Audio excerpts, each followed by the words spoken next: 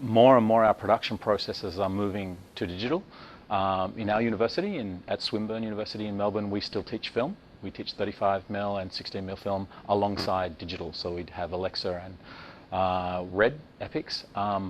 We believe that the discipline of the training for students working with analog, as I was mentioning to you earlier, is one that's really important for students to understand, because many of the digital tools are very much about mimicking those analog tools. So if you think about the way in which a film camera is constructed and the way in which a digital cinema camera is constructed, the digital cinema camera is set up to very much try and mimic what that film camera did. So, and you think about still photography and digital SLRs, the way in which you put a digital back onto a film camera, and a lot of the cinema cameras, the digital cinema cameras, are using that as well. So I think certainly analog is, it's at the close of its life in terms of a technology for motion pictures, but I think a lot of the apparatus and a lot of the mechanical technology that's used within those cameras is still being used within digital technologies. The more affluent regions, so the richer parts of the world, will make that transition and finish with analog much sooner than other parts of the world.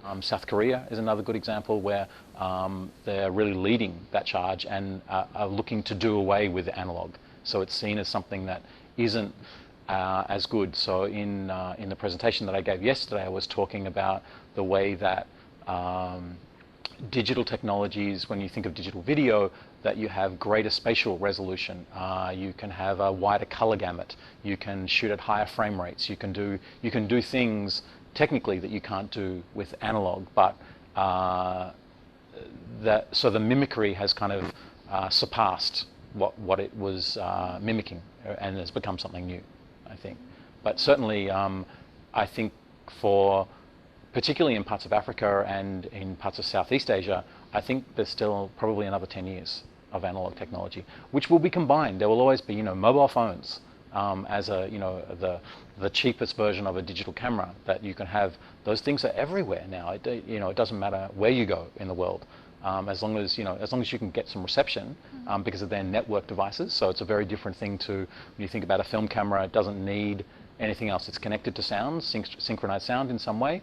But when you think about all of those digital devices, particularly ones that are at the cheaper end of that, it's about it being networked. So it's not just about recording the images; it's about what will you do with the image. So we had one revolution which was very much about moving from film to tape, and that was still analog, and there's a long history of that. Then the beginning of the digital revolution still used tape. So we were recording onto tape, but it was recording digital signals onto the same kinds of tape. And there are still some formats. So there are a couple of TV stations in Australia that still will accept digital tape-based work, but mostly it's file-based now. And I think that the cost of tape, the cost of manufacturing of tape, it's becoming harder and harder, in the same way that film stock will disappear over time, and film processing, the photochemical film processing, will disappear. Tape stock as something that you have to find that is discrete, that can be recorded on, even if it can be re-recorded, it's still something that is an object, and it contains that, and it's visible. The strong part of that digital revolution is about file-based, so about saying that there is a recording device and you record a file, whether that file sits in the camera, whether it sits on an external recorder, whether it goes and it sits on your computer or then is transmitted to somewhere else, it goes to a cinema for digital cinema projection, DCP, or those things, that the file doesn't require a home anymore. And that, I think, is that big shift between where you see something. So the idea of, am I looking at an analog image or am I looking at a digital image? Most people don't care. They just look at content. So when I was coming to Romania, that two things that people would say to me were, "Oh, this is so the legend of Dracula," and the next thing they would say would usually be around Romanian new wave cinema. That's okay. And that has, so the reach of that, it's a really important thing that has a worldwide kind of impact. And it's interesting that it's still shot on film. And I think that in many ways in the same way there is a difference in levels between, say, 16mm or Super 16 and then 35mm film. There is the smaller cameras that are digital camera studios saying like Blackmagic, and then there is a 2K Blackmagic, there is a 4K Blackmagic, and you've got DSLRs and other things. Yeah, and I've heard this a lot about cinema. Yeah, I've heard this a lot about cinema, particularly in the communist era, where the idea is it didn't matter what you went to see, you just went to the cinema and you just went to be with other people and watch something. In America, for example, which was all about understanding story and character and the star system and a whole range of theoretical stuff. And so what's been interesting coming here and for this, yeah, there is someone that was a leader, who was a leader, and in areas like this, and say even now coming here, there's such a strong intellectual tradition in Europe, for example, that Australia doesn't have. Australia is, a very young colonial country. I mean, it has a very long indigenous history, but it's a very young country as a colonial country. But yeah, it absorbs a lot of that culture and a lot of, in terms of theory and media theory, it's absorbed a lot from England as a colonial country, but also looks to America, particularly for film. But that long history means that the approach that you have to thinking, I think, about, in this case, images, or thinking about the cinema, thinking about film, thinking about video, thinking about those things, comes through a really particular kind of experience that you've had. So for me, it's almost unfathomable to think about how different that would be. So I think about myself, I think about my parents' generation or their parents' generation, and that era, and the way in which we had such freedom that was assumed. So there was very good distribution networks in Australia, very good access to films from other places, television. So Australia received television quite late, 1956. Television started in Australia, and it was because of the Olympic Games. There were certain rules and things to be applied, but also one person is making this decision, so it's subjective also. So someone is sitting saying, I'm going to cut this out, or yeah. In many countries in Europe, and I've really noticed at this conference that someone will lapse and there'll be a French expression or a German expression or something else. And often if you've got English not as your first language and you have English as well, you then, it's a great thing. Yeah, it's a great thing to have. About the index. There's this notion, and it's come up at this conference a number of times, and a few different papers have used this, and it's actually formed by an American philosopher in the 19th century, C.S. Peirce, Charles Sanders Peirce, and but it's kind of been lost to America now. It's not used as part of film theory. The idea of the index is that it's one part of a much larger taxonomy, and it tries to set up a description that describes the relationship between what we see on screen as an image and how does that relate to, or how can I describe the relationship it has with the reality that it represents. And for Peirce, for something to be indexical, for something to serve as an index, it must be something that has a shared and existential connection with that thing. He was writing from 1835 through to the late 1800s.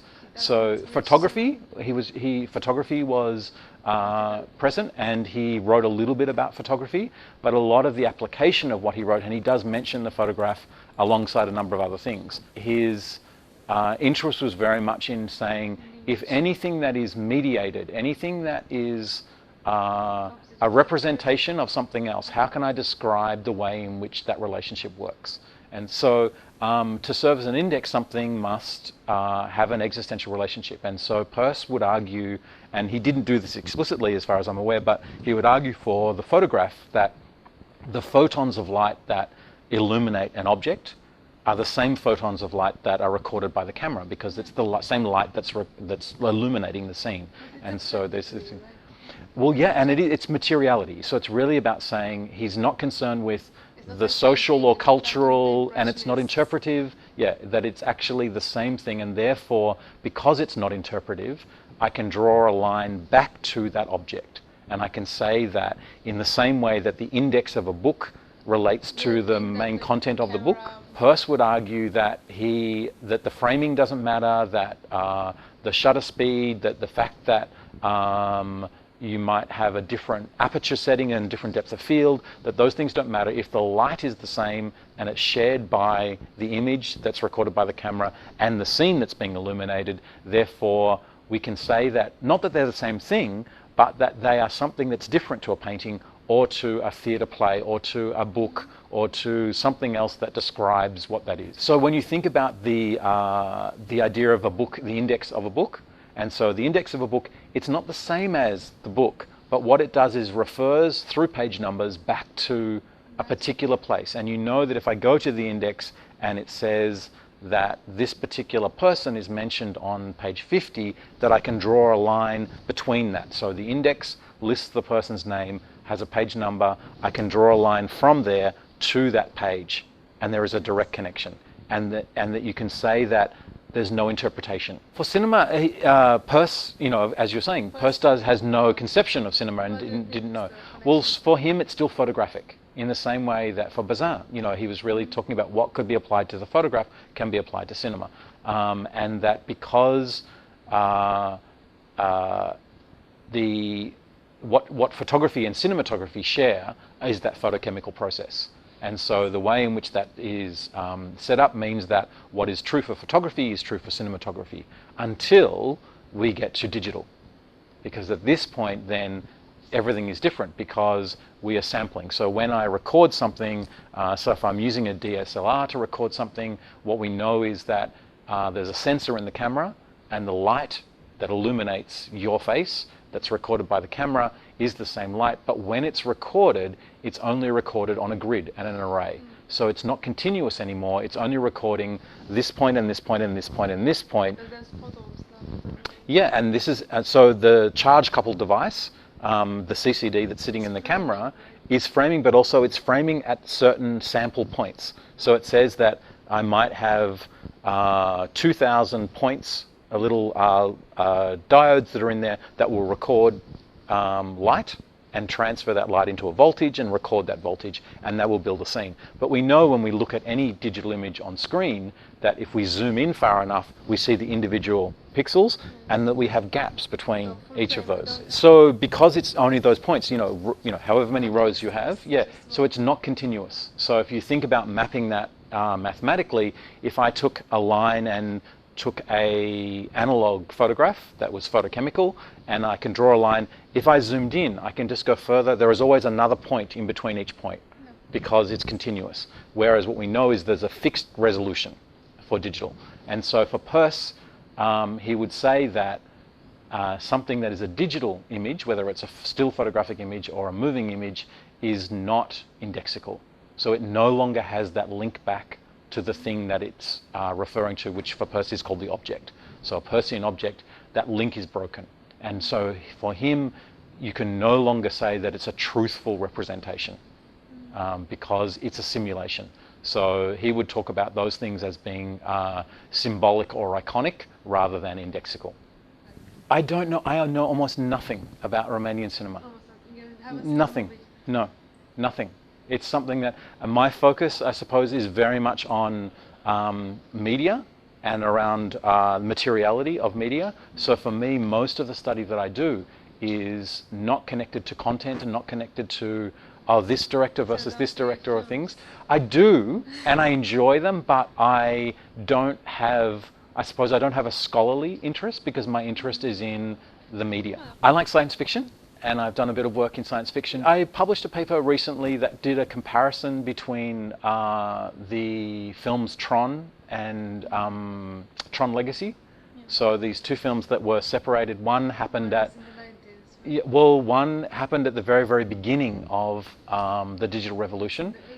Yes, it's in the early 80s, the original Tron film, and it was one of the first films to use digital effects. So it used a lot of analog effects, but it also used some digital effects.